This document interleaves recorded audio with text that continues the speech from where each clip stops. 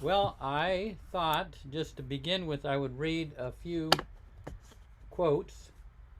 The first one is Baba, where he says, "My body is like fine gossamer, through which the winds of the world freely pass." My body is like fine gossamer, through which the winds of the world freely pass. There's no protection. That's kind of the way I look at it. This is Elizabeth Patterson, that which she wrote back in 1934. The unique part of my experience is that as time goes on, though I may be far from Baba in distance, the impression on my life becomes continually stronger. He plants the seed, and the flower springs up, whether the gardener is there or not. Life itself cultivates the soil, while the divine love which Baba shares warms it to grow. Baba always returns to my life as the sun returns in its cycles. Elizabeth Patterson.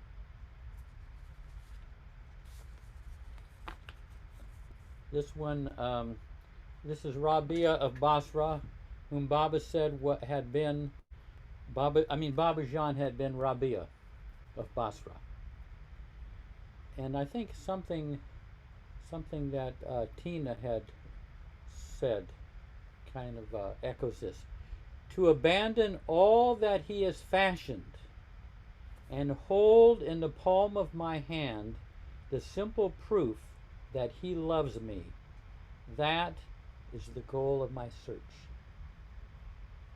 So beautiful.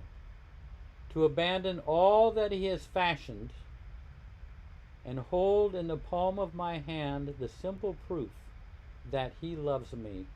That is the goal of my search. This is from Mani Baba's sister. She would quote this. I prayed to you for strength to carry out your work. You gave me weakness, so I would depend on you. Beautiful. I prayed to you for strength to carry out your work. You gave me weakness, so I would depend on you. Now this is a buddy of mine. Hey, Paul, let's come on.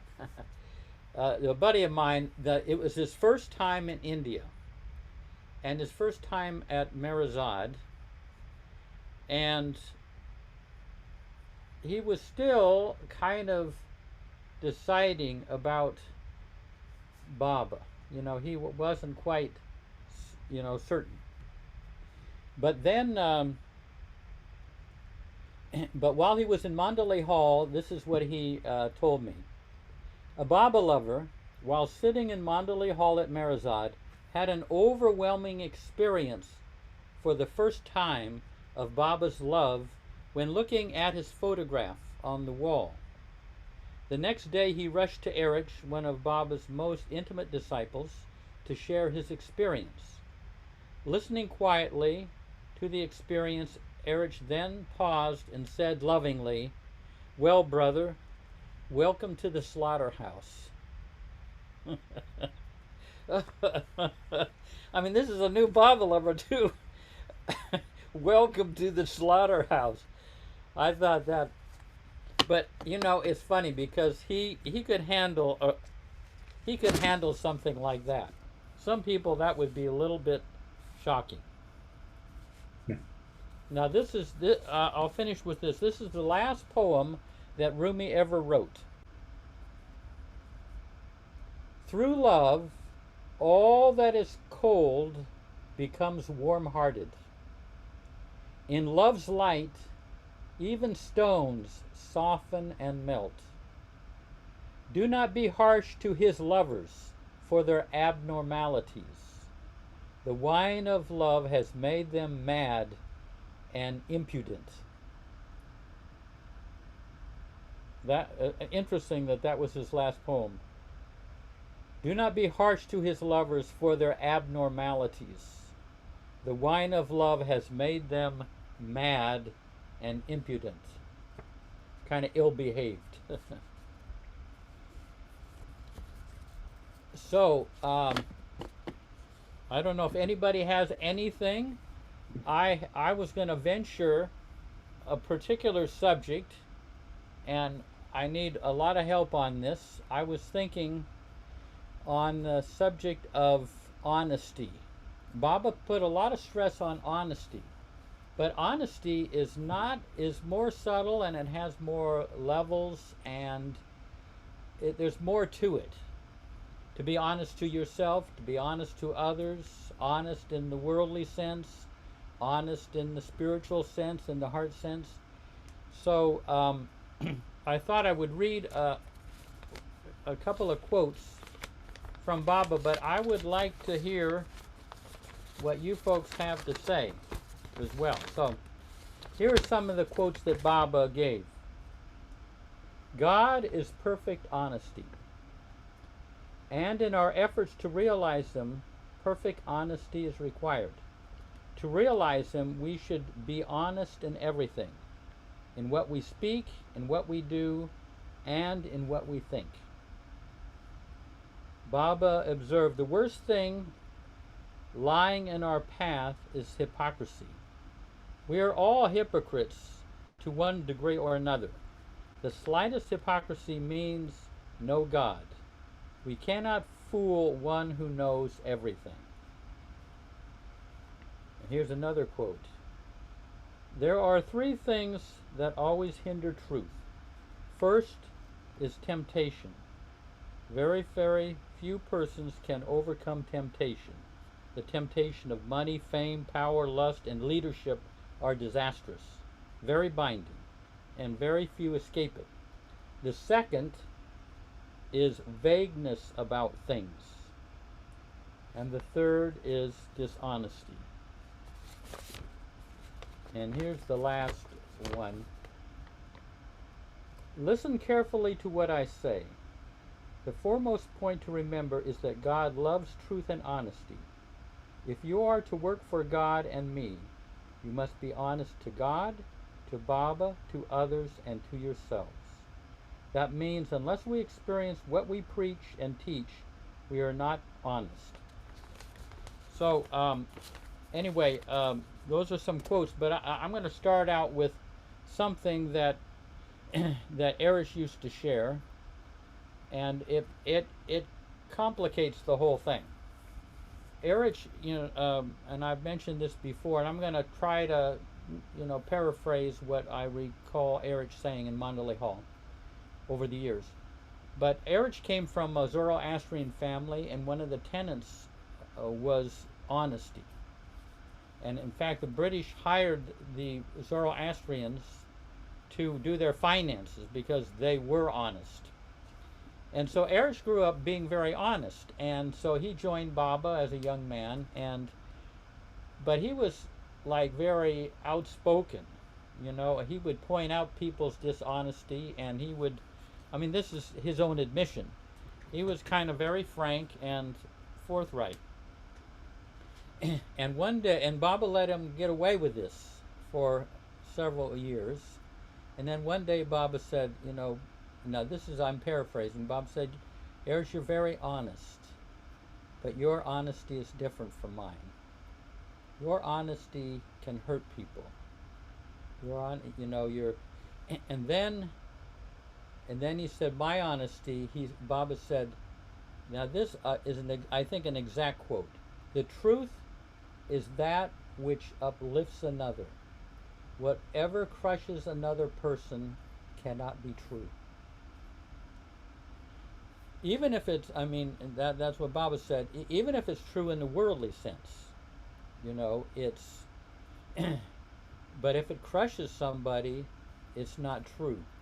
So there are like a lot of ways of, I'm thinking, for example, and then I want to get your feedback, but say you're a single mother, you have children, and and your husband has a very fierce temper, so that you have to kind of tiptoe around. You have to kind of hide how you really feel because you can trigger his mean temper. So you're going around for years, but you have your children, so you want to hold the family together, and so honesty in that situation now becomes a great challenge. How much can you not be true to yourself and express yourself, and how much, and what is the value of keeping the family together? So these things become very, very subtle, and they're not straightforward. And so anyway, I'm just throwing that out, and I would, um, I'd like to, anybody, can anybody weigh in on that? I mean, well, I'll give you another example. Like, say you're this is a common thing. You're at, you have a boss at work, and you can't exactly be entirely honest with him if he's the type who might fire you if you express some objection to what that boss is doing. And you may not be able to because you have a family to support. So there's another instance of how it's difficult. But Roxy, we got. Yes, hi. Thank you, Jeff. Yeah, That was a yeah, beautiful quote. And this is a verbal, oral quote, or is it written somewhere? The truth it's is what uplifts others. yeah, Truth never crushes anyone. Is that the yeah, exact quote?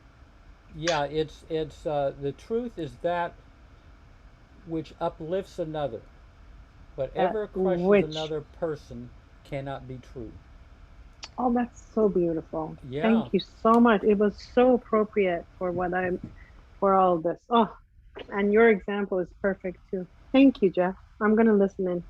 yeah. Oh, well, yeah. Have you got can anything that you can share that of these kind of challenges to honesty, being honest in Baba's sense?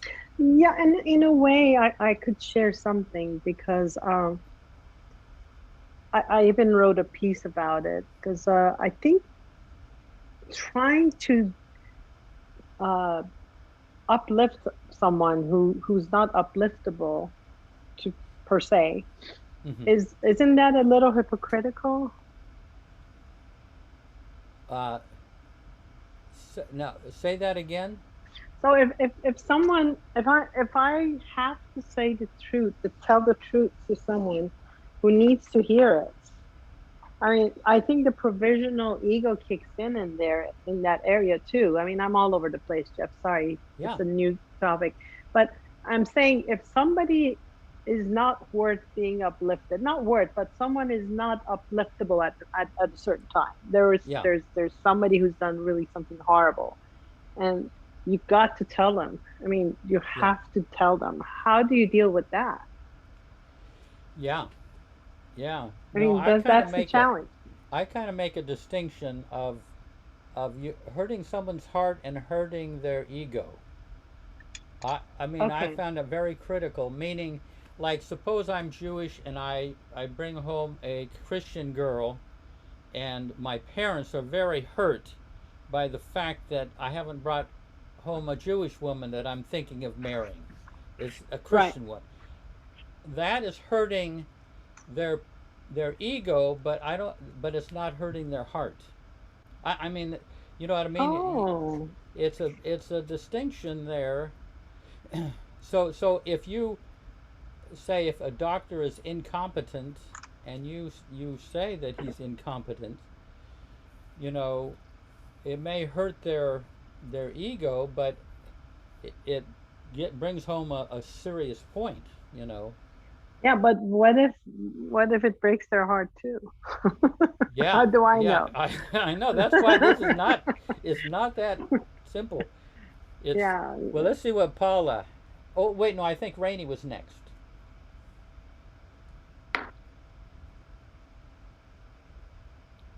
Whoop. Well, let's go on to Paula and then see if Rainey comes back. Oh, there she is. Oh, Rainey, you have the floor. Rainey. Okay. I suddenly thought of that piece in Everything and the Nothing. Let's see if I can spot it quickly. It's not alphabetized. Okay. Thanks, Erich and Francis. It's called The Truth is Simple, right? That piece. Huh. I think it's called The Truth is Simple. Hey, while you're looking for Yeah, it, I'll let's look and go to Paula. Great. yeah go and Paula. Yeah. this is just a simple little tidbit because I was thinking about Katie, who I think was a master at this. And I I don't dress great. I don't even know how to buy clothes. So I'm in India and stuff. And Katie looked at me and she said, "Nice earrings," you know? And it's like, and I'll never forget that. It was like she had a way of just honing in on what would make me feel good and feel happy, you know? The rest of it was kind of questionable, but Yeah. Yeah. Yeah. Well, the example you've given was something that Bob, I think, said to Don Stevens, that what you ideally, if what you can say is true, you don't have to give the whole truth. You know, she liked your earrings, and maybe she didn't like your dress and shoes or whatever. I mean, that's one way of being honest. I mean, he told, even if you tell 20%, even if the 80% you kind of you're you find objectionable, but you can focus on the 20%. That's a what I beautiful. noticed, Yeah. yeah. Well, Katie did the loving thing. That Yeah. also, that's what you talk about. What's the loving thing to do? Yeah. And that's what she did. And it was sweet, and I'll never forget it. Yeah. Lovely. Prakash. Yeah, well, I just recall a couple of instances of, you know, uh, following being honest, but being 20% honest, like you just mentioned. So, I mean, there is one example in the story of Mahabharata, the war between the Kauravas and Pandavas. And what happens is there is this warrior by name what's his name? Aswathama, right? Who is the son of one of the great the teachers of archery, Dronacharya. So what happens is this man is so powerful, and he fights on the side of the bad guys, the Kauravas, right? And Krishna is helping Arjuna, fight the war and help the real guys, the good guys win. So Yeah. as such. So what happens is now this guy Aswathama is fighting with the bad guys, and he is invincible. And sorry, his father Dronacharya is the one who actually fights, and he is invincible. So now Lord Krishna figures out a way to stop this man, and so he says, why don't you he tells one of the brothers of Arjuna, why don't you say these words just in a low tone, and so that man who is fighting this Dronacharya, who is the invincible guy, hears, and then maybe it'll help come to a stop. I mean, so we can kill him. So the words are, I'll say it in Hindi. Aswathama atah kunjaraha means Aswathama is dead. But then at the end, he very in a low voice says, "It's the elephant." So there is this guy who is the invincible guy's son. His name is Aswathama, and there is also an elephant with the same name. So so It's so an the word, insult. yeah. So he tricks him by saying that, well, Aswathama is dead, but then the elephant which bears the same name is dead. So then, that hearing that, this the invincible Dronacharya suddenly loses heart, and then he just gives up, and then they stop him from being menacing. So so that's where the word what you just said. You can say something which may not be all the truth, but then it still is not wrong to say that. So this is Yeah. an example of being dishonest for the greater good. Yeah. Yeah. Well, there's the story of Baba's father who he was in the Tower of Silence, and a woman was being pursued by a number of men, and she was desperate, and there was an oven there, I think, that was not I mean, was cold and everything, and he hid her in there, and they came by and they said, "Did you see a woman come by here?" And Baba's father, I'm said, "I haven't even seen a dog pass by here." and Ali did this similar thing where there was someone being pursued. Ali, the intimate disciple of Muhammad, someone's being pursued, and he was known to be completely honest, and he hid the woman, I think, I mean the man, in a temple or something, I mean in a mosque, I guess, and then he switched, went over and sat on a different bench, and said, "Well, since I have not seen anyone since I've been sitting here." That's right. So I mean, these are ways also. Well, Dinku, let's see what Dinku has to say. Yeah, no, I'm just curious that would these be considered as white lies? Yeah. Can I chime Yeah. in, Jeff? Yeah, go ahead. Yeah. Baba always said it's always the intention behind the act Yeah. that counts. So, like all the stories that you all just mentioned, it's always the intent behind the act that counts. Exactly. So, Yeah. Yeah. So if the intention is good, if it's for the greater good, as Sally said, that's exactly what is. Yeah. And you could say it's a white lie or a bald-faced lie, but it gets the job done in the service of truth Yes. and love. Intention behind Yeah. the. Yeah. Okay, thank you. Yeah. But Rainey, did you find that quote? Yes.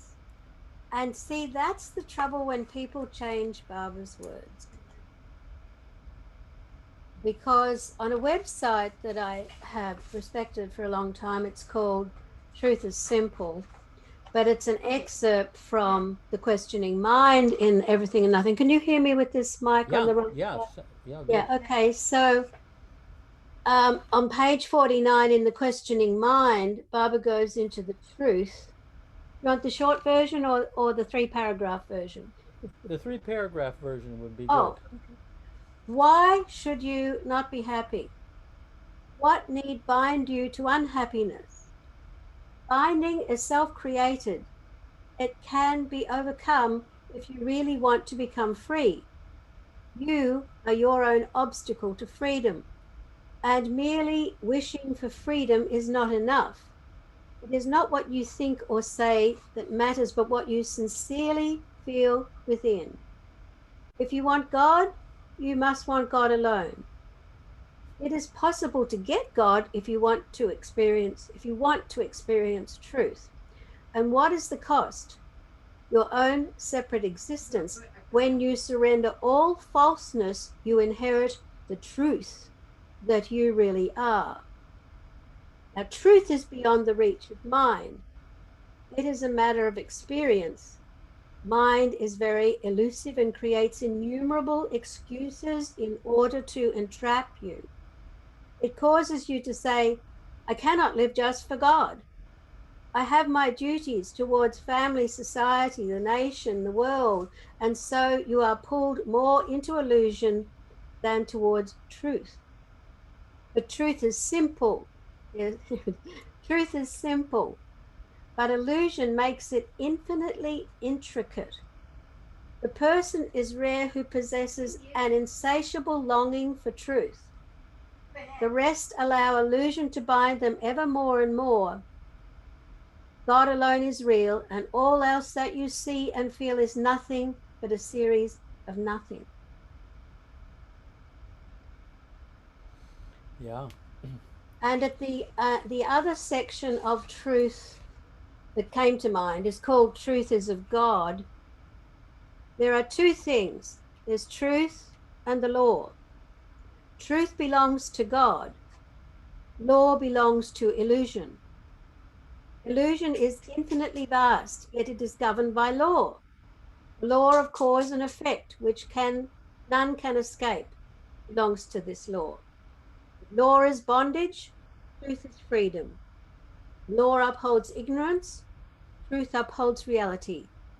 Law governs imagination, which binds you to illusion, and truth sets you free from illusion. Beautiful. Yeah. That's nice. Baba's so clear, and yeah. Let's see Right. what Roxy. Yeah, that's a magnificent book. Yeah. Let's see what Roxy has to say. Yeah. Hi again. So everything you guys said really, was wonderful and it resonated. The only problem or question I have is that when I think that people aren't being truthful to me just for the sake of being nice, then we fall into the game of reading minds. Is he being truthful or is he just being nice? That's where I get really confused, because I come from a culture that does that a lot. They are being nice. They want to be loved. They do all kinds of things. And then I was raised in this country that we basically say our truth most of the time, right? So for me, it's really confusing. So that's, I guess, where I was looking for answers from Baba to say, okay, because then my energy will go totally always into figuring out, are they being truthful or they're just being nice? Does that make sense, Jeff? Yeah. Oh, yeah. That's a common thing here in the South too. It's. I mean, of course, we have to get so clear in our perceptions that we can tell where someone is coming from, even if they themselves aren't able to articulate it. You know what I mean? Yeah, but isn't there too many games where if you just say what you say want, Yeah. I mean that's why I don't know. I think makes life so much easier if everybody, not in a mean way, but Yeah. to be truthful. I can't stay for dinner, or do you want to stay for dinner? And if you want to stay, stay. If you don't want to stay, Yeah. it's just like too many games. Yeah. And I like my time a lot. I don't know. What do you Yeah. guys think? Am I being No, unreasonable?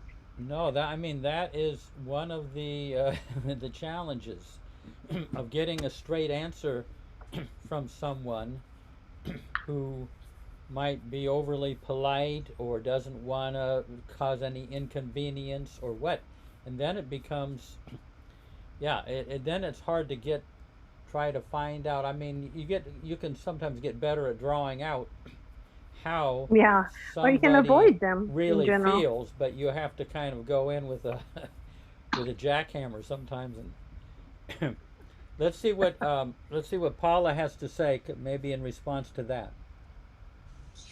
Yeah, I think we just don't have control over what other people say and do.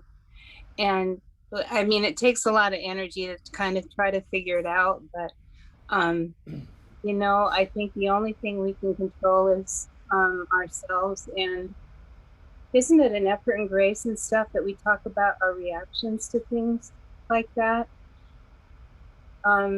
How we, you know, it's like it's difficult not to let that kind of thing suck our energy, but we've got no control over it. If somebody isn't going to be truthful, or if somebody does dance, you know, it's like just trying to figure out how to dance with them or not. But we've got no control over what somebody else does or doesn't Of course. do. Yeah. Yeah, well, yeah, and that's a general situation, not just one person, but that's common in a lot of cultures. So, You know, this anyway. is something that I gathered from Darwin and Erich too. It's pretty hard to stop your reaction to the world around you, but you can at least not react to your reaction.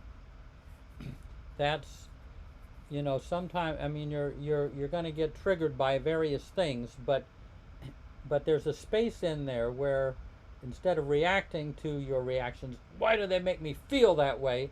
You observe your reaction without becoming your reaction. I don't know if that because we're going to see all sorts of crazy games played out in front of us, and we're going to react, but if we can not add another reaction on top of the reaction we're already stuck having. I don't know if that makes sense. That is perfect. Yes. I 1 hour here and I got so illuminated. Thank you so much. Yeah, sure. I gotta go feed everyone. Thank you so much. Okay. I loved it. Jai Baba. Yeah, Jai Baba, Roxy. Yeah. Okay, Rainy's got her hand up. Well, I just sort of spread red for the word truth and found two more short ones that look nice. This one might have been said at the East-West gathering, I don't know. Mind wants to know that which is beyond mind. To know that which is beyond mind, mind must go, vanish, leave nothing behind. But the humor of it is the mind, which is finite, wants to retain itself and yet know the truth, which is infinite. This is the position of those who seek truth with intellect. That one leapt out. But then the finale, I suddenly was shutting the book, putting all the scraps of things I must memorize one day. And the finale is, words that proceed from the source of truth have real meaning. Words that proceed from the source of truth have real meaning. But when men speak these words as their own words, they become meaningless. It's just 3 lines. It's all there. Yeah. Good. I remember that. 913. See you, Lanita. We're just saying goodbye to. So Jasimha. Yeah. About honesty, like every year, I mean, in the start of year, I think like I'll be trying to be honest, but from the very first day, I start being dishonest. Like there will be some instances like where I have to tell lies. For example, you told about the boss of so what happens is, I mean, if a boss asks how is the work going on, even though I'm not working, I would say, yeah, it's going good, because I'm confident like at the end I'll be finishing. So, but still I tell that lies. And also it happens like to prevent fights at home also, I would tell some lies. Like say I've gone out for a good lunch, I would not say at home. So these kind of lies, I mean, that's good. I mean, that frequently happens with me. Yeah. I myself have had to resort to. But aren't those lies fibs, and so as you don't hurt the heart of another or hurt someone's feelings? There's a very subtle line of that old Baba thing, stand up and sit down at the same time. it's very tricky to decide what to say. It takes emotional intelligence, I guess, what to say when, not just Baba rules, and to whom, so you don't hurt their heart. Yeah, and then in Jasim, he's working. He's got a boss. It's hard to be real honest with your boss. I mean, because you have a family, you have two kids. You know, you. Uh, it's yeah, it's a real challenge to be able to do that and still make it from day to day, from year to year. Um, and that's different from lying for some gain. Like a politician who's just lying for some gain. That's a different thing. To or to lie about somebody to for their so that someone has a lower opinion of them. That's there you're starting to manipulate things. But so these are all they're weighed differently. They have and Hence but we come then oh, go ahead. intention. Yeah. Yeah. No, I said hence we come back again to the intention behind the act. Yeah, That's the exactly. key, I think. That's the key. Yeah. It's what is in your heart that you are trying to accomplish by doing what you're doing. So if you're saying something to avert somebody's to save somebody from feeling hurt, then that's not bad. That's a good thing. Yeah. But so it's always the intention. But yet the politician who's being manipulative or is Yeah. doing it for his own gain, totally wrong. Yeah. Yeah. I should amend. Ganesh has come on, and Mayor Prasad. We're talking about honesty, a lot of different types of honesty. And No, we're talking about truth, right? well, honesty. I mean, I brought up, but uh, truth is a little larger subject, I think. But Yeah. then there's another thing called self-honesty, which means and it's self-correcting. For example, I might say something to somebody and it was a little bit sarcastic. There's a little bit of a barb in it. I'm telling them, you didn't do that job very well. There's a little something in there.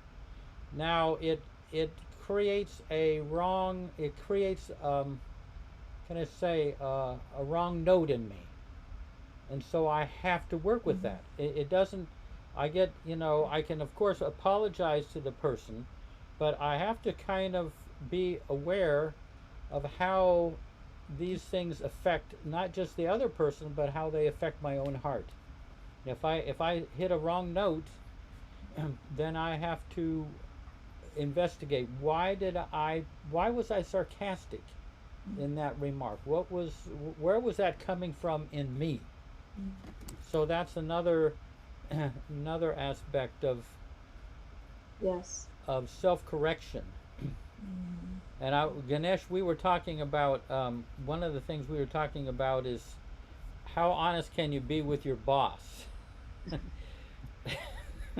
Honest. And Jasima's got that disease.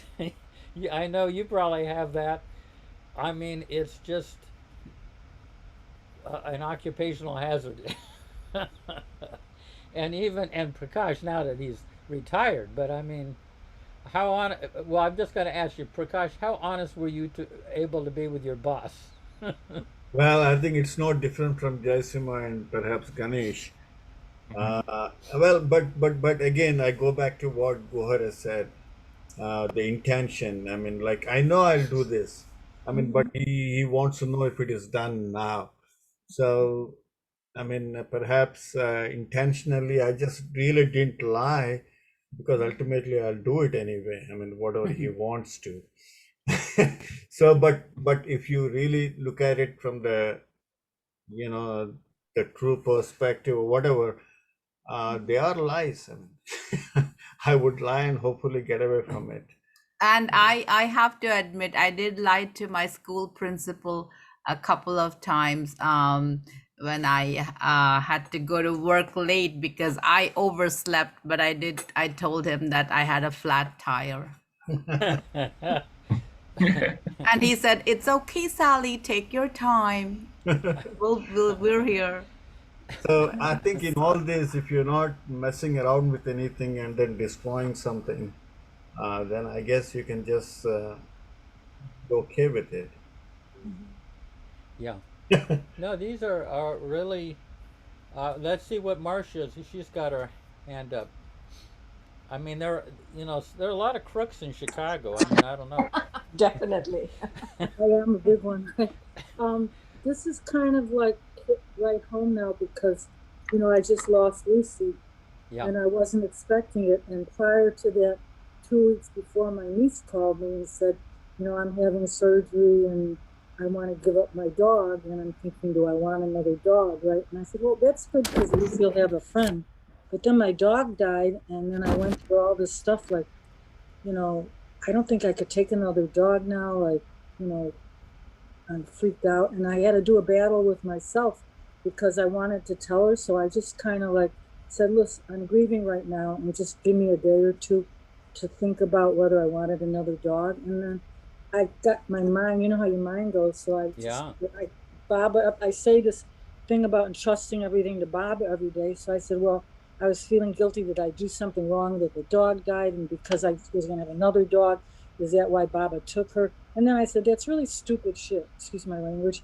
So I got on my knees and I just turned it over to him. And then the next day I got up my nerve to be honest with her and said, she was planning to come drive in for 11 days and leave the dog. And I had to be honest with myself if I was being, feeling guilty or what. And I just turned it over, and then I talked to her like the person. I said, I have to be perfectly honest, which was hard. And I said, I'm kind of like looking at freedom, and now I'm going to have another dog. And it worked out because I'm here now without my dog, and I look out the window, and this dog is like a 2-year-old dog that needs a home. It's my niece. And I said, yeah, I'll take that dog. So I feel a lot better.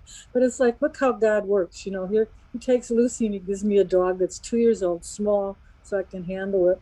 And it's like trained and everything. So I got a ready-made dog coming in. So it's kind of worked out for both of us. But I had to be honest with myself because I was feeling like, was I starting to love the dog more than anything in the world besides, it was just like such a mixed bag of worms, like, well, but I actually cried for 2-3 days, and my daughter came and cleaned out my dog stuff and made room for a new dog. So I'm pretty happy. But look at how things work, right? Yeah, like, wow. Beautiful.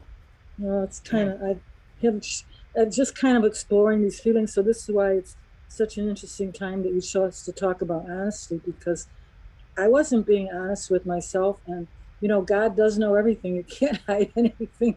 It's the truth. Yeah. Yeah. No, it's. Mhm. I know I had a Yeah. friend. Oh, go ahead. Yeah, Ganesh. Yeah. No. This is sorry if I just no. Marcia's topic. No, let it get over. Then I speak something. Oh, you mean you have a slightly different topic? No. I just was speaking on what like Prakash and Saila just shared about honesty, so that it just reminded me about me with my boss, so that I wanted to share. Yeah, do that. Because Yeah. So if this happened Prakash like is going to come back to work. He's going to go back to work, and he needs your advice. So Can this I just say happened one like more thing before you start? Yeah. yes. With the pandemic and all the things that are going on, and you're always saying sorry to somebody for losing somebody, but like you don't really know how they feel. I mean, I've lost so many things in my life that I think with this dog, it was a loss of everything in my whole life all at once, and it kind of was like, I think I needed that, you know what I mean? Like it was kind of to really feel other people's suffering, you have to experience those kind of things to move on, that's it. Yeah. Empathy is one of the greatest aspects of love. Yeah, Ganesh, what? So just like what Prakash and Saileja have shared, this reminds me of with what happened a few years back with on the Silence Day. Like in the evening, like it was the Silence Day. I had taken my leave and everything, but accidentally in the evening, just my mobile got switched on. And what happened at 8 p.m.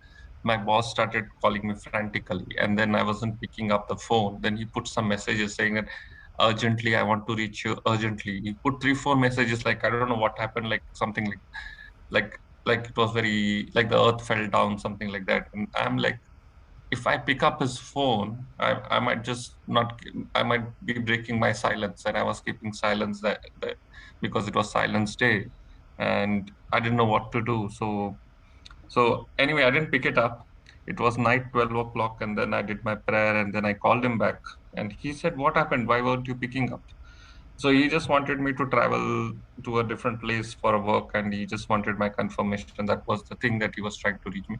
But what happened is that he was telling, "Why didn't you pick up?" So I didn't know what to tell him.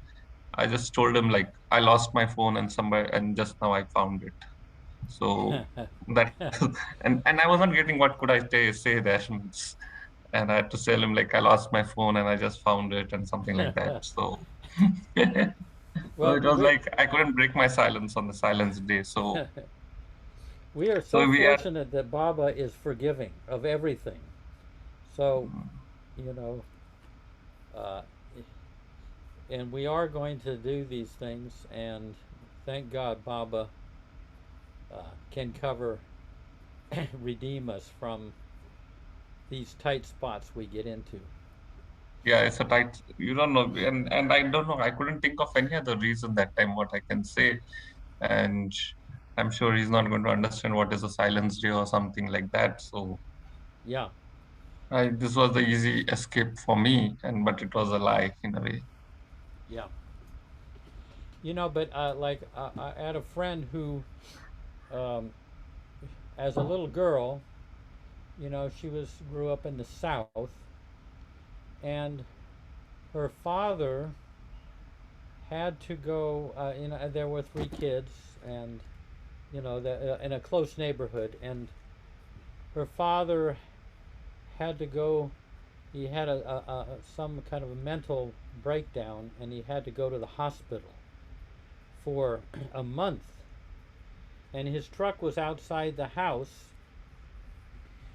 and you know, this is back in the 50s when, you know, something like that is, you know, I mean, the way people were, I mean, that could be like a real stain on their family. So her mother, and she was just 5, and her mother said, if someone asks where your daddy is, say that he's gone on a business trip.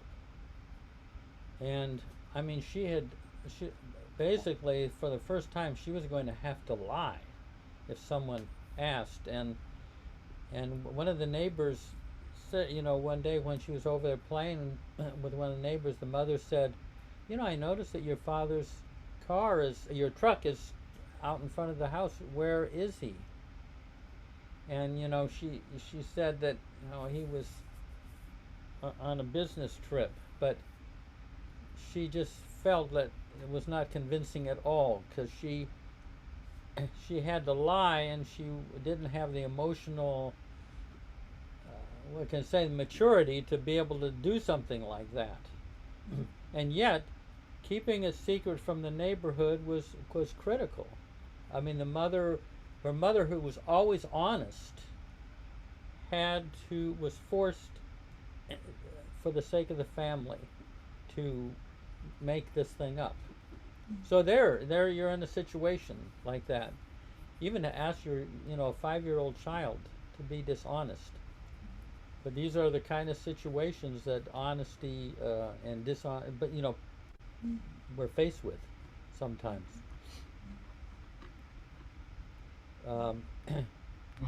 What about Telly? You got any?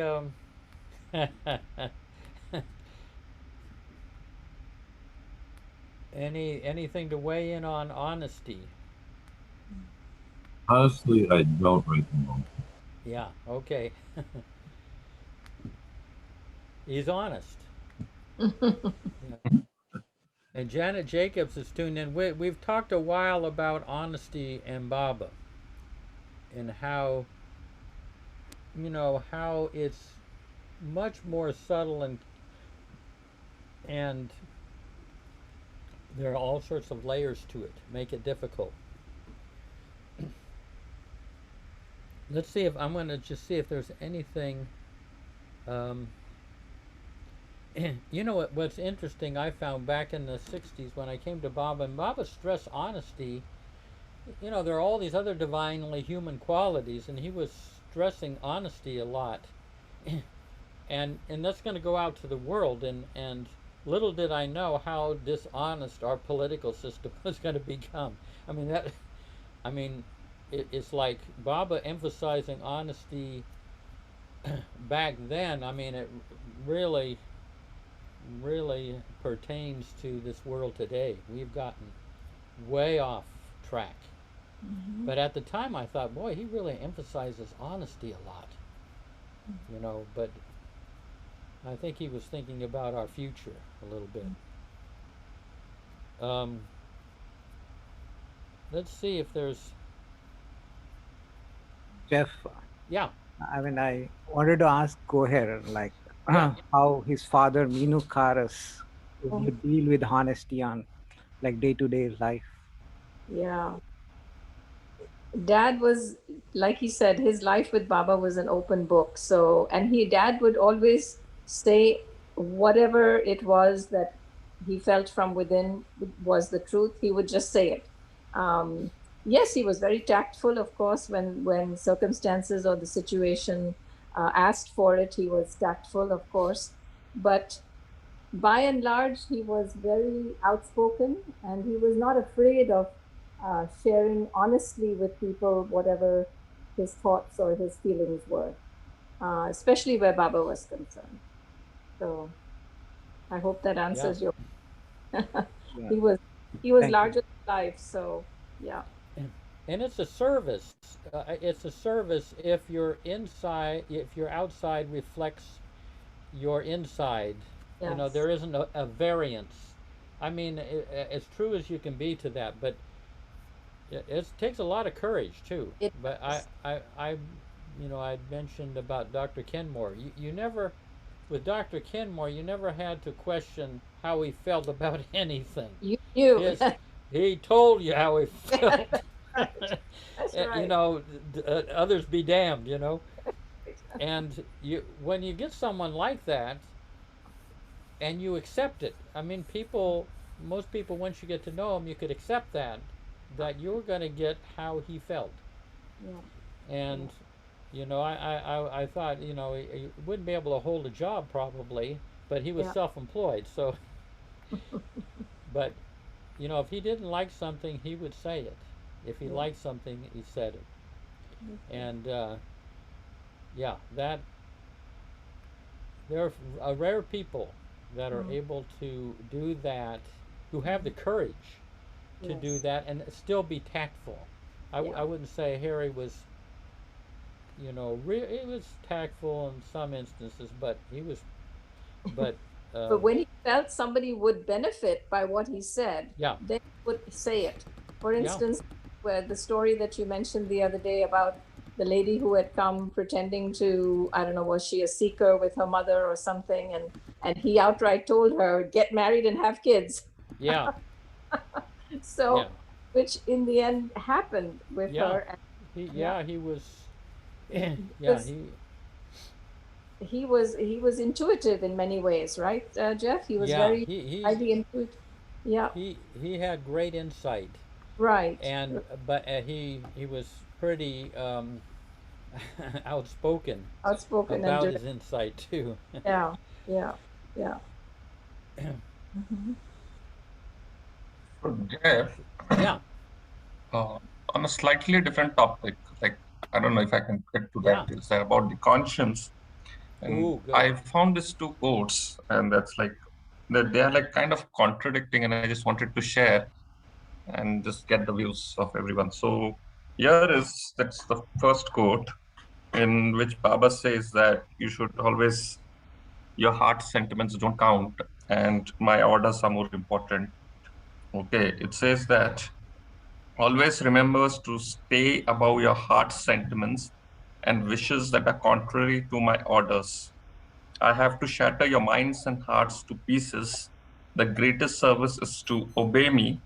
Compared to my heart, compared to my orders, your thoughts and emotions are nothing. You cannot serve me if you fail to carry out my words. You can only cause me greater pain. This is the first quote wherein Baba says, my orders are more important than what your heart sentiments. And we have another quote at a different place. Baba said that, do nothing even to please me or the world against the dictates of your own conscience. Can you repeat that, please? The first one or the second one? Second one, the last one you just. Second one. Yeah, the second message is where at Baba at a different place gave this message saying, do nothing even to please me or the world against the dictates of your own conscience. Yeah. Yeah. So here, first one, Baba says that your heart, your sentiments do mean nothing to me. Just obey me and my orders. And at a second instance, at a different place and time, where he gave this message saying, do nothing even to please me against the dictate of your own conscience. So in a way, like both It sounds carry a, contradictory. yeah. Well, it depends Yeah. on who he's speaking to.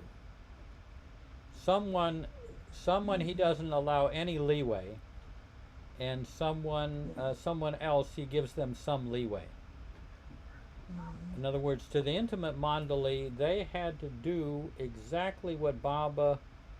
Eventually, they had to do everything Baba wanted because Baba is here. He's on a tight schedule. He has to have people around that will do just what he wants without having to explain, or without their mind and their heart kind of Getting in the way. resisting. But the farther people a little farther away, he gives them, the option. You can kind of try to please me, or you can stay true to your conscience. And the lovers have a little bit more wiggle room, you might say. Well, I used to notice this in Mandalay Hall. Someone, because I would be there sometimes for months, and someone would come to, say in Mandalay Hall, say, Erich, are we supposed to be, people's doormat? Are we supposed to be someone's doormat and get trampled on and everything? And he said, no, don't be, someone's doormat. You don't want to do that. And then about a month later, someone else will ask, are we supposed to be a doormat for other people? And Erich will say, of course. You're here for others. So two different people. One, like even Darwin used to say, for some people, they have to build up their ego before they feel confident to have it dismantled. And other people, they're confident enough so he can just begin dismantling their ego. So some people have to work at strengthening their ego, enough so that they will say, okay, Baba, dismantle me. But we got Dinku here. Yeah. Yeah, about the second quote that Ganesh mentioned. Yeah. Isn't it in a way that, when he says, listen to your conscience, it's Baba that's talking to through us. He's our conscience. Yeah, that's a very good point there too. It's the voice of the heart, I think, is the conscience, and that's Baba's voice. So he's kind of getting you in the back door, so to speak. Instead of yeah. But then the conscience has got a lot of, Baba's orders are kind of pretty clear and straightforward, whereas your conscience, your mind kind of might come in there and kind of water it down a little bit. But okay. I think the conscience in that case is, following Baba's orders is plan A, and following the conscience is plan B. It's a little bit more wiggle room, because it's hard to pick up the conscience directly, I would say. Okay, thank you. Yeah. I think, Jeff, thanks to what you shared, I think also one thing is this orders were direct to when he was in physical form, so that orders were very direct to his mandli, his lovers, right? Yeah. And then now it's more of the conscience thing, because with Baba not being in physical form. So Yeah. I think, yeah, because that time when it comes to his direct orders, then there's no room for any conscience or anything. It's just his order. Yeah. And yeah, Baba. Yeah, the conscience would be a really great thing to try to fathom sometime. All the different how we access the conscience. I mean, intuition is, I think, is a message from the conscience. But how that all works out within us is, and to bring some awareness in there, I think, can be very valuable. Because we have something. I mean, Baba said intuition is always 100% correct, but accessing it is the challenge. Because there are other voices, that sound just like your intuition. And I mean, imagine we have something on our premises that we can rely upon in moving around in this world. It's not just all guesswork. Thank God. Well, Goer, anything that comes to mind for you? Ah. Oh, I went before you say anything. I mentioned is that Erwin Luck next Sunday. Erwin is going to share, Okay. and then I think it's the 15th. Whatever is next Tuesday. Isn't the 15th, right? No, next it's Tuesday, the 7th. On the 15th, Merwan Mystery. Okay, wonderful. Is going to share his and have some good questions for him. He's very good at answering questions. Yes, he is. Life with Bob, present day questions are good for him. That's right. Yeah. So, Goer, you were just going to say? No, I mean, I have nothing really else that comes to mind. What I forget his name was asking me before with Dad. I was just thinking, when it came to talking to anybody about his life with Baba, whether it was his weaknesses that were, involved or whatever, he was very, very upfront with that, totally honest. And with the intention of helping the other person overcome that particular weakness or whatever. That was the thought behind that. So he was, as he said, his life was an open book, and he was not in the least embarrassed to talk about it or share whatever hurdles he was, had to overcome when it came to anything to do with his life with Baba. So, and that's a great service because people feel bad that they're struggling with these things, and to find out one of Baba's intimate mandali is having to deal with these things. You don't have to beat yourself up so much. It's hard enough. Yes. So it's a great service. If you can gain or learn from somebody else's experience, that's huge. Yeah. So that was the intention. Yeah, if it resonates with you. So. Yeah, there's the Confessions of Saint Augustine. I mean, he very very forthright about his struggles. Yeah. But so okay. Prakash. Yeah, I mean, just probably making things worse. But the problem of being honest and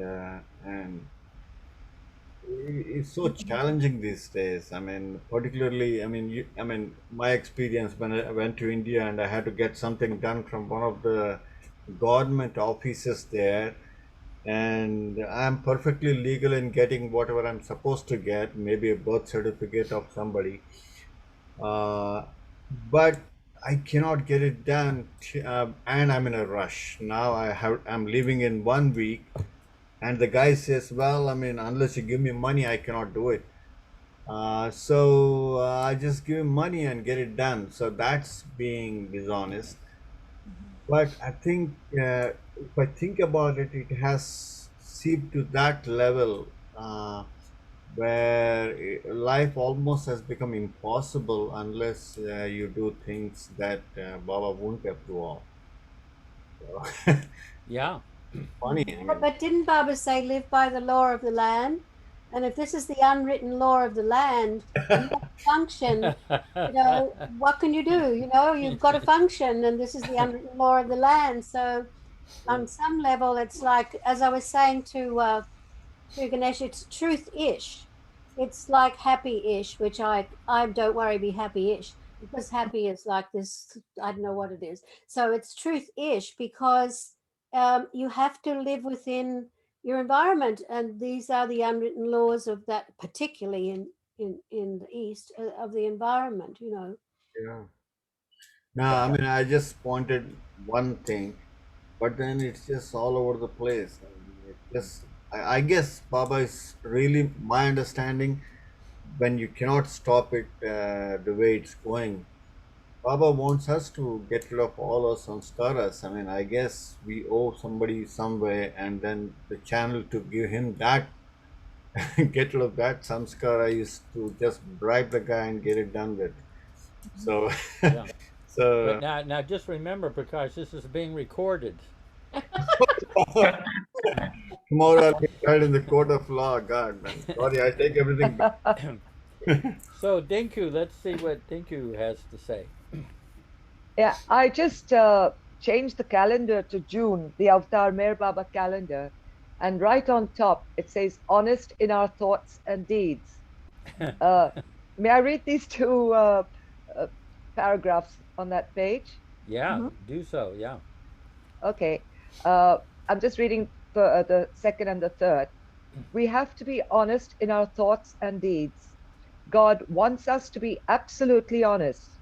It is better not to believe in God than to pose as one who loves God. Only when we become honest can we find God, even while attending to our duties, because then we feel detached. I give you my love and my blessings for the attainment of this honesty.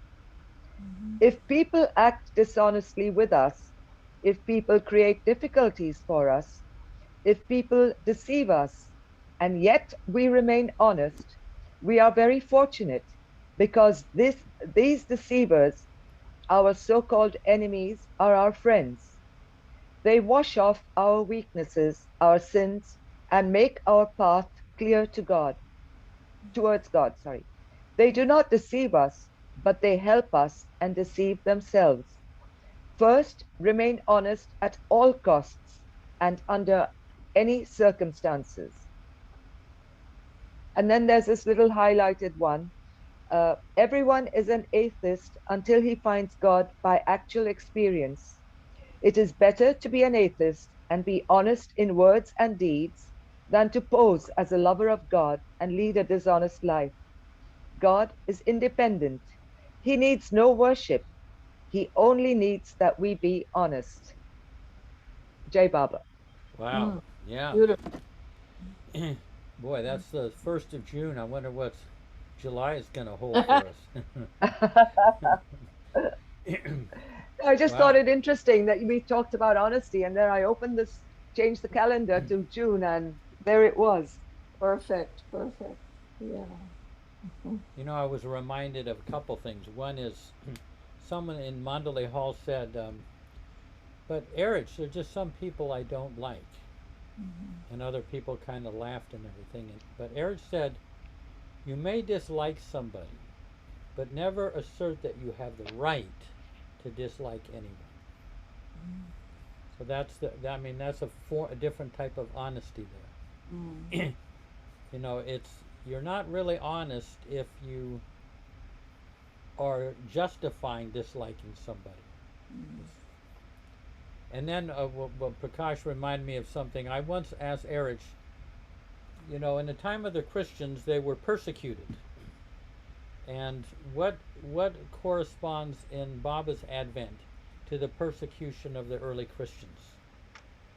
And completely serious, he said, red tape. They must, and they never really, I mean, it's not an interesting topic, but the bureaucracy of having to get, you know, to get somewhere or do something or get the proper paper and everything was absolutely exasperating for them. But it doesn't make a good spiritual story, you know, just hassling with bureaucracy. But so Mayor Prasad, we've been talking about honesty and all these different nuances of honesty. Anything that and one of the things we did of being honest with your boss. I mean, that's a always you know, that's a difficult thing because you have your family, you have your job, you want to safeguard, and sometimes you can't be entirely honest for a higher purpose. But anything that we went through a lot of different types of honesty, but anything that occurs to you on honesty? At work, I don't have a big problem. You know, I tell anything and everything to my boss on his face. I'm not afraid of losing my job. In the worst case, I lose my job, and that's okay.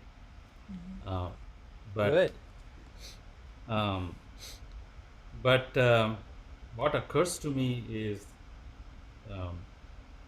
if it pleases him, it doesn't matter whether you're honest or dishonest. So the pleasing part, you know, is what I read yesterday in Important Ways. Think of things that you would not hesitate to think in his presence. Yes. Speak words you would not hesitate to think in his presence. And do and act things that you would not hesitate to do and act in his presence. If you do all that, I don't think it will matter. You don't have to think about honesty and dishonesty, but I think the problem is to remember those three things. In whatever we are doing. You know, I remember Mani saying that when she was a kid, lying came so easy to her. She would just, even if she was caught red-handed, she would say, "Oh no, I didn't do that." You know, so there is, you know, I'm sure Baba finds humor in some of that too, depending on the situation.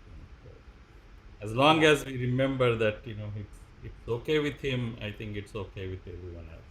Yeah. And to ourselves. And, you know, thank God Baba cheated at cards sometimes. and Baba did, you know, like one time when they were on the train with Baba and the Mandalay, and Baba wanted the compartment all to themselves, and yet I don't think they had it reserved. But Baba didn't want, and they were trying to figure out how to keep these other passengers from crashing into their compartment. And Baba said he had a solution. And he lay down and he had them put a sheet over him as if he were dead. Yeah. Like that. Yes. And then people, oh no, I don't want to go in there. It's kind of hot. Yeah. So there are a lot of nice. You got back to the real subject there, though. You got back to the real subject. The original subject, Mahaprasad, was truth. We got onto honesty, one of the aspects of truth. But see, when Baba says a fib, it's the truth. So yeah, that's it. Because it has perfect. It has perfect effect. You know, that's everything he does is for the best of all concerned, even if he loses his temper. So there is one quote that is related. This is from Real Treasure. So this is one of Mani's favorite quotes on the subject was, "Karo to aisa ki khuda bhi khush ho aur shaitan bhi naraz na ho." Behave in such a way that not only God is pleased, but even the devil is not displeased. Oh yeah, right.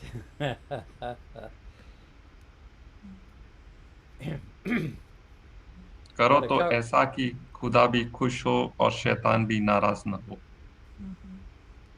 Behave in such a way that not only is God pleased, but even the devil is not displeased. cover all the bases Oh, with that. Oh, that sounds so easy. Just like stand up and sit down at the same Yeah. time. He would- Well, Baba is the devil, so. What about VJ? Anything on honesty that occurs to you? Jai Baba. Oh yeah, it's interesting. I'm enjoying. And see, if we look towards God, so God is, we cannot compare God. If God is fixed, like in the compartment you gave the example, see, whatever God does, He is truth personification, He is truth Yeah. Himself. So we just cannot compare. Whatever God does, He's the truth. Even if in the illusionary system, you may look at, oh, this system is for our illusion. This, He's the reality. So whatever He does, it's a truth. See what happened once my father was chasing Baba, come to Jabalpur, and he was just pestering him, and then Baba promised him. And so he promised him 1956 he will come to Jabalpur and meet to the limited disciples. And so we all started preparing for his visit. My father hired a guest house from the general manager, and all preparation. I still remember that house and all that. The partition was being prepared, and then later on, Baba's telegram comes that he will come after 700 years. And so he was really very much sad. And then he wrote, how come, even he wrote that, how come God break his promise? So then he said that when he came to Mehrabad, for the next hours. And he said, God is beyond all promises, and he is not bound with any. So that is one aspect. Yeah. Yeah. But I will definitely, means honesty is the main thing, and then following your conscience. So I will definitely, because Baba is there, and I will ask Baba what to do, because sometime it happens that, oh, what happens to my image, I will be there. So it is, one should not bother for his image also. And actually the humility is the strength in spiritual perspective. So the intention and the conscience, I go through this. And but for in general, means of course honesty is the main thing. Once my son, he's working in US, and for taking leave coming home, and he had that boss, he has to say some, give some reason to, of course coming to India is the reason. And but then he said his friend was also coming to India. And so then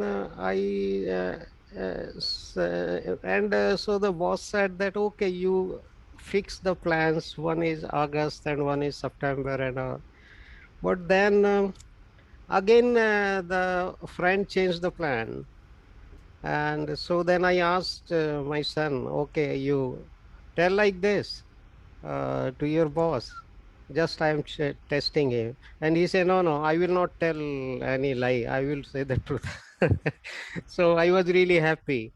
So, even with the boss also, when you speak the truth, you have that is, because once you speak the false thing, you have that burden, you're carrying a burden.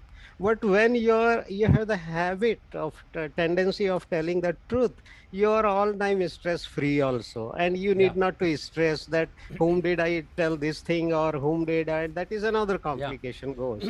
So it is better if you want to live a stress free life Yeah. also, Excellent. it is better that be straightforward, and you need not to bother for anything, that any Yeah. complications. Yeah, yes. Yeah. Okay. Thank you. Excellent. On No, the that's wall of Berkeley High, my daughter's high school, that she did special ed in, as you go into the high school near the principal's office, it says you have to have a really good memory to lie. Don't lie in here. yeah. No, but what you said, VJ, is so true. Is if you're Yeah, honest, you just don't have to. You don't have all that preoccupation. right. You Yeah. know. And luckily, I don't think most Baba people get into that type. You know. But I'll just maybe at the end here, just something There that you is said. one aspect Oh, to go ahead. honesty, I think. So, so Jeff, there is one aspect to honesty that is tact, and I think Erich used to stress on that, having a tact to tell the truth or honesty. Yeah. Like you tell it in such a way that it doesn't hurt the other person. Yeah. Yeah. Yeah, we went over that at the truth is that which Okay. uplifts another. Whatever crushes another person cannot be true. That exchange he had with Baba. Here's one thing that you might, I mean, this is what VJ was saying. Baba is the truth.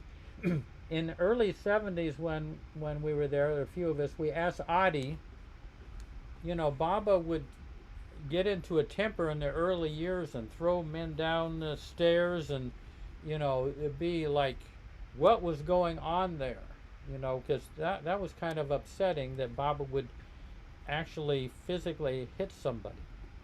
And Adi surprised us by saying, when Baba hit you, it was so liberating.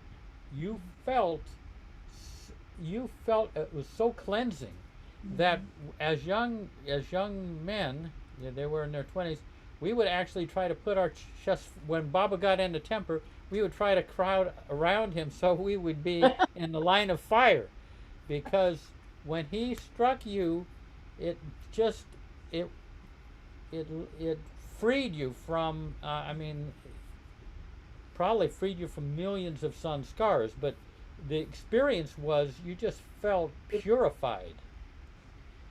And you know, Baba said later on that Pendu once said to Baba, but you know, Baba was talking about controlling your anger, and Pendu said, but you don't control your anger. And Baba said, I am never angry. I am just mirroring what's inside of you back at you. so they had a lot of anger in them, and Baba demonstrated it.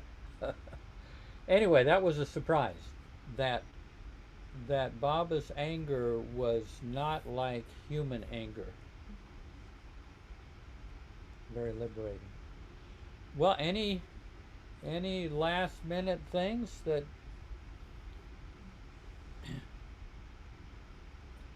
One thing I remember Baba's being very um, adamant about is, if you give a word to somebody, never go back on that word. yeah. You always fulfill that word. That is one thing I try to do, because Yeah. being honest always is not that easy. But Yeah, to be as good as your remembering, word. yeah, remembering to do what pleasing always is very hard. So, but at least you can keep the promise that you gave somebody. Yeah. I know Dan Ladinsky said that Erich, in the latter part of his life, he was with him, and Erich said, I've kept all of my promises in this life. Amazing. In other words, he said, oh yeah, I'll get back with you, or I'll do this, or I'll do that. He always completed he was as good as his word. But I mean, this was Erich saying it about himself. I kept my word in everything. Wow, what character that takes. Yeah. Well, Mayor Prasad, have you got any a good quote there for us? A challenging, provocative quote? I don't know if it is provocative or challenging, but this is a quote I sent to a Seattle group last week. So maybe it's a bit relevant, I don't know. From the point of view of truth, thoughts, words, and deeds are, quote, good only when they are born of the longing for or the love of God, the one and only truth. Yeah, read that again. Beautiful. From the point of view of truth, thoughts, words, and deeds are, quote, good only when they are born of the longing for or the love of God, the one and only truth. Yeah, beautiful. You know, that reminds me, I've got a quote somewhere around here. Just a second. Can I get over there without yanking these earplugs off my ear here? Just a second. While he's doing that, I've got a Brabazon, other little the index of the introduction. Maya Baba asserts that he is God and truth absolute. But truth has never waited for us to accept it. But it is natural for God to assert it, and I am God, as it is for us to assert, I am mankind. And it would be as laughable for God man to say, I am not God, as it would be for us to say, I am not man. Our ignorance of divine truths is colossal, and our ideas about God are pretty elementary. Yeah, good. I think I might wait on this quote. What's the difference between God and a doctor? Oh, good one. What? God knows he's not a doctor.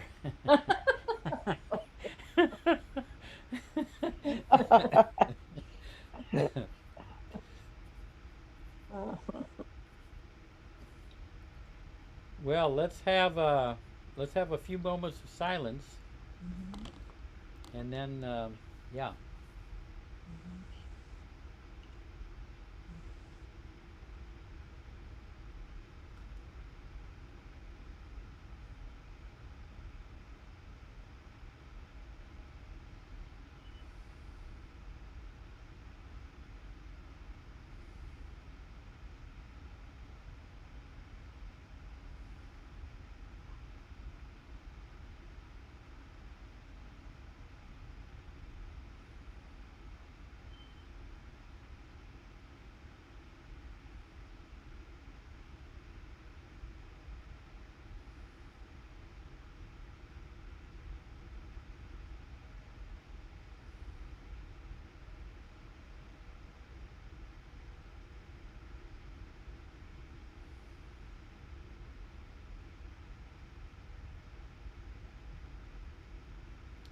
Jai Baba.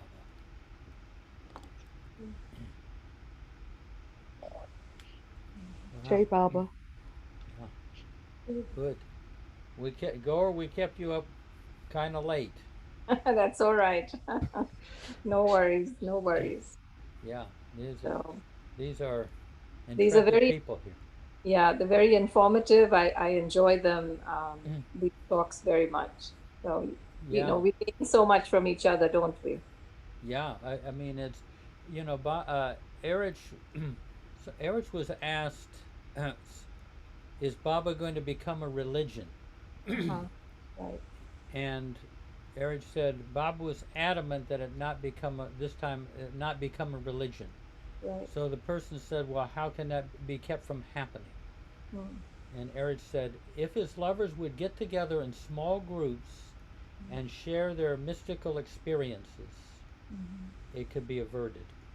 but that was in the early 70s, so he used the word mystical. But if they would share their, I would say, inner personal experience, Right. because you can't make a religion out of it. Everybody has their own unique approach, but luckily we can benefit from each other's That's right. camera angles. I Very- find Very true. if it works for, I'll try it. If it works for me.